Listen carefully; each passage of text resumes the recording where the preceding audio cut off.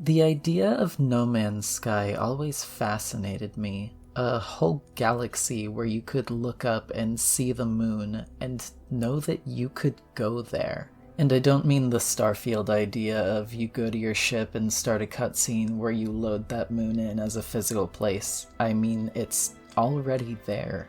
You're looking at it right now, and you can fly over yourself to prove it.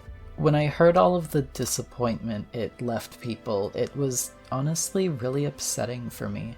This was a concept that I wanted for so long, that I would search for, that I would describe to the workers at GameStop, only to hear that it doesn't exist.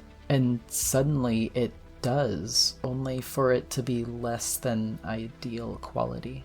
But years later, I was at a friend's house and saw that it was free on their Game Pass, and they let me use their Xbox for the weekend while they were out.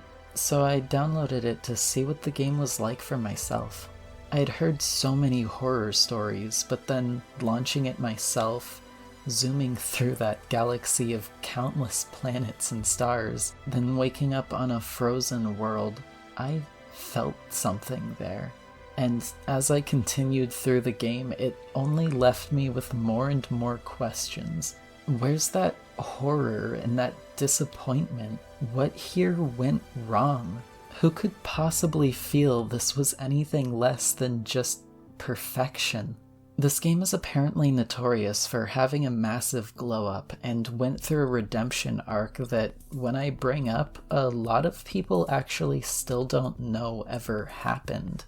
It's sad to see people still thinking this game is the same as the one they heard about back in 2016. Before I discovered Kenshi, this was my favorite game, and it's still a close second to this day.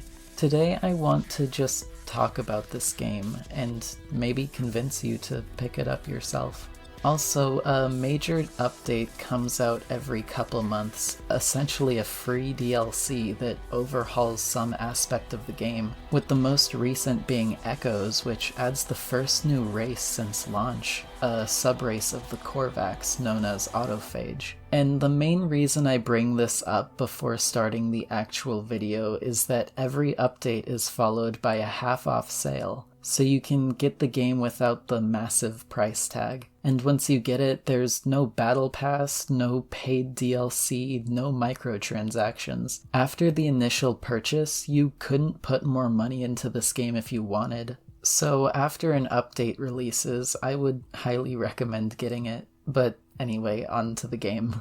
The gameplay has a lot of variety and depth, which does overwhelm some people, similar to Kenshi. But if you're willing to read through all the tutorial prompts, then most of it should be simple to understand. You wake up in a survival scenario where your tech is all broken and you're slowly suffering from the planet's hazards, one of 4 effects that slowly wears down your suit. You need to gather materials and learn how to use them to keep yourself alive, and along with this, you progress through the story and occasionally find a new playstyle open up to you at every milestone.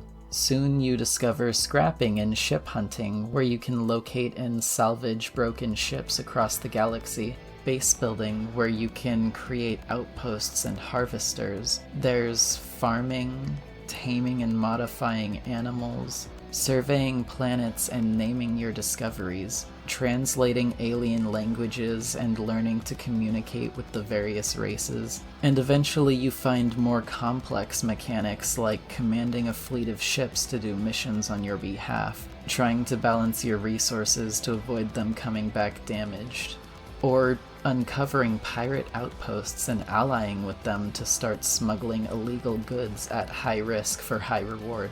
And if you don't have anything you're too focused on, you can try making your way to the center of the galaxy. There's plenty of discoveries along the way, as doing this can take up to a month in real time. One of my favorite playstyles recently has actually been finding record-setting planets. I specifically want to find the smallest planet, or perhaps one with the deepest ocean I can build a base inside of. There's more freedom in this game than a lot that I play, and it's much easier to find a job in this game than outside of it, with the options being really enjoyable regardless of which path you choose to go down for the day. Along with this, new playstyles open up frequently, with every update usually adding in something new you can try out. I really liked the combat update, adding more depth and reward for encounters, as well as new weapons and upgrades. Cloaking technology has saved me plenty of times. There's also community expeditions every once in a while, which I actually haven't tried doing, but am thinking about getting into. These are limited time events that offer a unique story centered around the most recent update and can offer fun and interesting cosmetic items for those who make it to the event. One thing that I do see a lot is that some people struggle to get themselves active in this game. They view it as more of an idle tycoon and focus on the money counter. The game doesn't really make this necessary, though. While it is a valid playstyle, a lot of people misinterpret it as the only or proper playstyle. Money isn't hard to come by and can be disabled in the difficulty settings anyway. I say this because people get burnt out really easily when they realize the number is meaningless, especially if they've been tunnel visioned on it the whole time. The game has plenty of things to do, and the only issue is that sometimes it's hard to keep going when you want to reach the limit, forgetting that there never was one. The center of the game in concept is exploration, so I feel like I should bring up some examples of what to explore. There are plenty of planets throughout the galaxy, and some of them have moons around them, which are fun to explore and build on.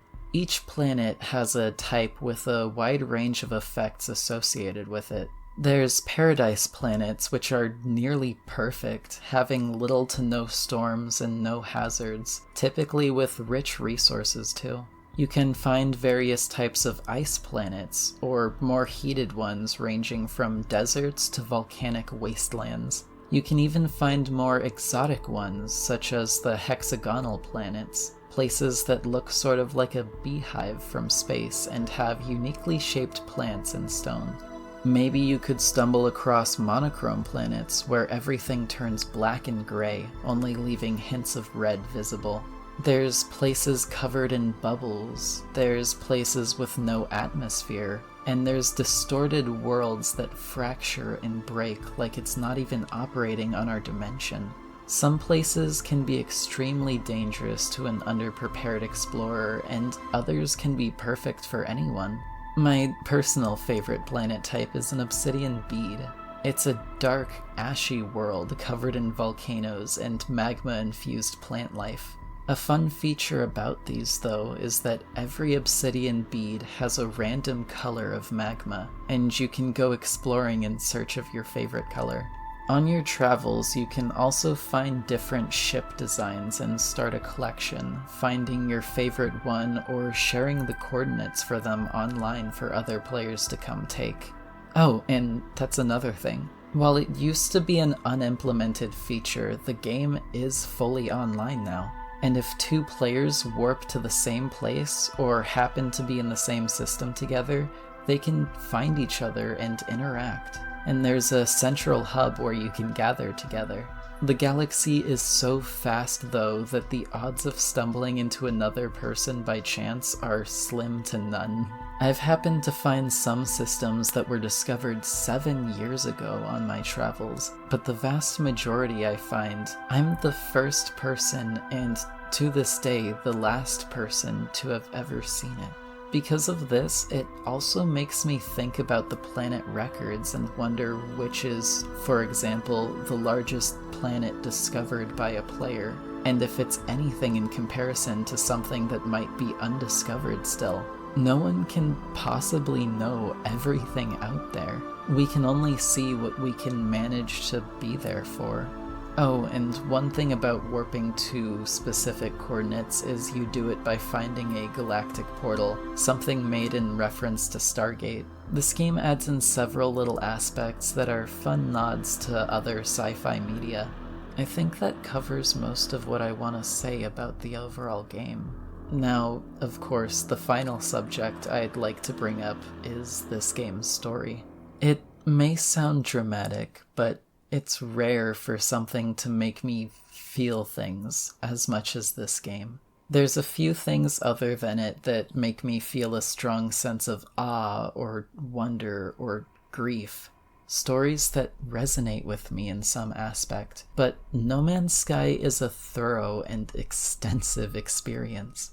On my first playthrough, there were several times I needed to step back and process, because these planets may often feel untouched, like you're the first explorer to set foot here, but the galaxy is lively and rich with stories. The game makes you curious and fills you with awe, but it can be overpowering. It can be terrifying. It can be hopeful. It can betray you. And it can present you with moral questions that you may not be ready to face. And often, it can be a necessary comfort after you've made a decision. I will never forget the feeling of excitement to help Artemis find his way home, and the pity and ache of deciding what to tell him when I learned the circumstances that he was clueless to. The fear of stepping on a derelict for the first time and the excitement of discovering megafauna. Or the beginning when I laughed and wondered why 16 seemed to be such an important number, and the sinking feeling of time coming to a halt as I discovered what it really meant. Especially with the fear and the panic and betrayal that it led to. The story of No Man's Sky, the lore of the various factions, and the characters that you meet along the way are all things that I personally felt were really well done. I adore the game for the things it made me feel as I played, things that I honestly was far from expecting.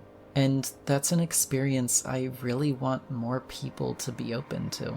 I can understand not trusting the game after the launch, but a lot of people don't realize that it's not the same game it was all those years ago. I just hope that more people learn what happened and try giving it a second chance. I'm sure you won't regret it.